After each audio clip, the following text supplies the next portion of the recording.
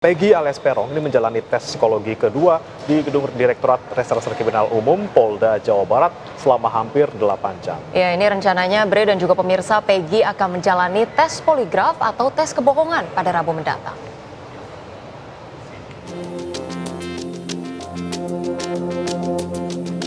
Pemeriksaan tes psikologi kedua Peggy alias Peron berlangsung selama hampir 8 jam di Gedung Direkrim Polda Jawa Barat. Dalam tes psikologi kali ini penyidik memberikan 3 aspek pengetesan psikologi, diantaranya intelijensi, afeksi, hingga motorik. Pengujian intelijensi atau kognitif bertujuan untuk kecerdasan dan fungsi otak.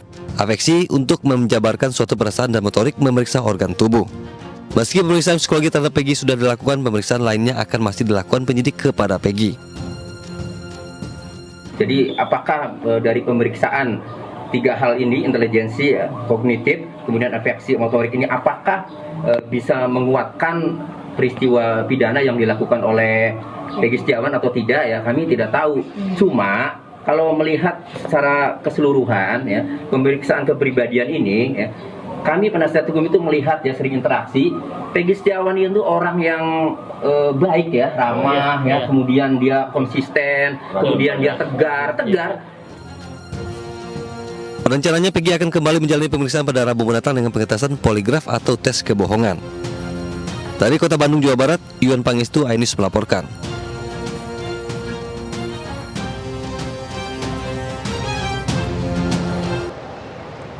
Ya, pemirsa, kasus pembunuhan Vina dan kekasihnya Eki di Cirebon, Jawa Barat pada 2016 lalu masih menimbulkan banyak pertanyaan.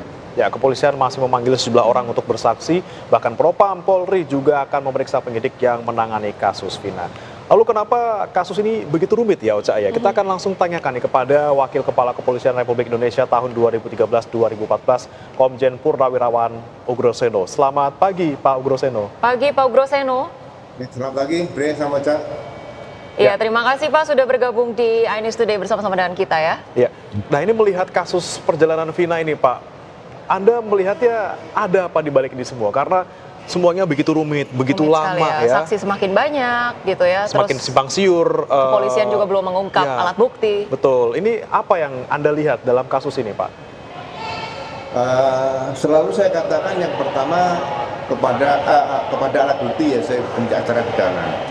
Alat bukti ada 5, nomor 5 itu keterangan terdakwa. Jadi keterangan tersangka tidak diharapkan dalam hukum acara pidana. Jadi mau dipaksakan seperti apapun, kalau alat bukti yang lain tidak bisa bicara dari TKP, dari seperti ini ya nilainya 0 gitu aja. Ya, jadi sebaiknya alat bukti itu yang dibicarakan. Misalnya si A melakukan perkosaan, ya kan? Ditemukan nggak cairan sperma dalam tubuh korbannya, misalnya gitu. Atau saya tidak tahu, saya ikuti perkembangan kasus ini, TKP yang sebenarnya di mana? Kalau menurut cerita Pak Surata, TKP di Jalan Layang. Ya, Jalan Layang ditemukan seperti itulah. Iya, baik. Peristiwa di Jalan Layang seperti itu. Berapa TKP sebenarnya yang terjadi seperti ini kan harus dibuka ke publik. Jadi publik jangan dibawa ke arah keterangan tersangka nanti memberikan keterangan yang benar tidak benar. Ya contoh saja lah, ini contoh ya. Kalau misalnya seorang pelaku kejahatan merampok bersama-sama seperti di Sumatera Utara dulu, 11 orang, 8 mati, 3 hidup, dan barang bukti ditemukan. Yang mati ini juga dinyatakan sebagai pelaku kejahatan, bukan pelaku kejahatan, tapi dinyatakan sebagai pelaku kejahatan. Karena apa? Alat buktinya cukup. Jadi tersangka tuh berhak diam. Ya kalau dia mau bicara silahkan bicara. Yang penting alat bukti menguatkan bahwa dia pelakunya, itu saja. Baik. Pak Ugroseno, tadi kalau kita bicara mengenai alat bukti begitu ya. Ya, kita katakanlah penyidik yang di tahun 2016 ini memiliki kelemahan tertentu. Terus kalau misalnya sekarang sudah berlanjut ke tahap penyidikan yang baru begitu, banyak tentunya kalangan masyarakat yang mempertanyakan penangkapan Peggy Setiawan ini alat buktinya apa gitu ya. Tapi kemudian memang ada mungkin konsep pro justisia yang kemudian membuat pihak kepolisian punya justifikasi untuk mempertahankan penyidikannya saat ini untuk tidak membuka segala hal saat ini kepada publik karena berbahaya. Tapi sebetulnya batasannya itu sampai mana, Pak? Apa yang sebetulnya boleh sebenarnya dilaporkan oleh kepolisian saat ini atau tidak, Pak? Ya kan perkara ini sudah maju ke pengadilan dan menjadi debat publik. Apakah benar atau tidak, apakah sah atau tidak dan sebagainya, dan sudah ada yang terhukum dan sebagainya, ada yang mencabut berita acara dan sebagainya, ada yang mengaku macam-macam lah di situ. Nah sekarang kembali kalau ada hal seperti ini, penyidik itu atau aparat penegak hukum kembali kepada alat bukti saja. Jadi mengarah kepada tersangka itu mudah dicari lah. Kalau alat bukti kuat, tersangka itu paling mudah dicari, ya kan? Bikin DPO juga tidak sembarangan. Kalau memang sudah yakin DPO, sebar ke seluruh Babin Kamtipmas se-Indonesia. Masa nggak mungkin ketangkep di situ? Ya. Jadi menurut saya selalu kembalikan pada alat bukti, dan ini pembelajaran yang bagus bagi masyarakat dan aparat penegak hukum. Jangan memaksakan bahwa tersangka bukan gitu. Jadi keterangan terdakwa nanti di depan sidang pengadilan. Kalau udah dikunci pakai alat bukti, sepinter apapun seorang terdakwa itu tidak akan bisa lari dari alat bukti. Iya. Tapi Anda seberapa optimis Pak kalau alat bukti ini akan sesegera mungkin ditemukan oleh penyidik yang baru gitu, mengingat saat ini sepertinya yang berseliweran di publik ini adalah keterangan saksi begitu. Sementara untuk scientific crime investigation-nya ini akan optimiskah Anda ditemukan dalam waktu cepat, Pak? Ya, memang perkara sudah lama. Kalau itu nanti harus tertangkap semua pelakunya, kemungkinan banyak kesulitan di situ. Tapi paling tidak membuat terang suatu peristiwa ini, peristiwa apa yang sebenarnya terjadi, ya kan? Misalnya baju dulu ada bercak darah, mungkin masih bisa ditemukan nggak setelah sekian tahun, kan sulitnya. Tapi paling tidak saat disita di sepeda motor yang dipakai oleh para pelaku, yang dianggap pelaku yang sudah maju ke sidang pengadilan, bisa nggak ditemukan bercak darah? Ya. Bisa gitu. Kalau TKP-nya mungkin dua ya, satu TKP pada saat penganiayaan berat dengan pemberatan atau pembunuhan, kemudian TKP yang kedua kalau memang dianggap pada TKP 2, karena ditemukan di keterangan Suroto itu sebagai saksi itu sangat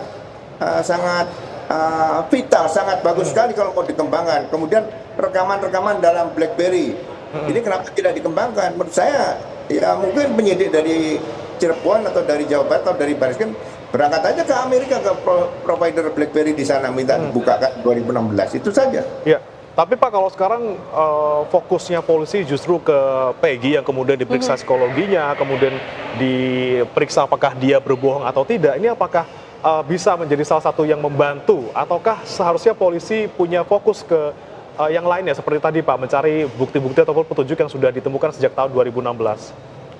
Ya, sebaiknya kembali ke awal, ke TKP di awal, ada propam di situ, kemudian ada laboratorium forensik, ada beberapa ahli yang dilibatkan. Harus kembali kepada TKP di awal, jangan dipaksakan untuk menambah keterangan yang kira-kira orang malah tanda tanya gitu aja. Jadi bagi saya dengan pengalaman mengungkap beberapa kasus itu, selalu saya katakan alat bukti adalah nomor satu. Baik Pak Ugro, baru-baru ini penyidik, maksud kami Propam Polri akhirnya turun tangan untuk memeriksa Ibtu Rudiana atau ayah Eki.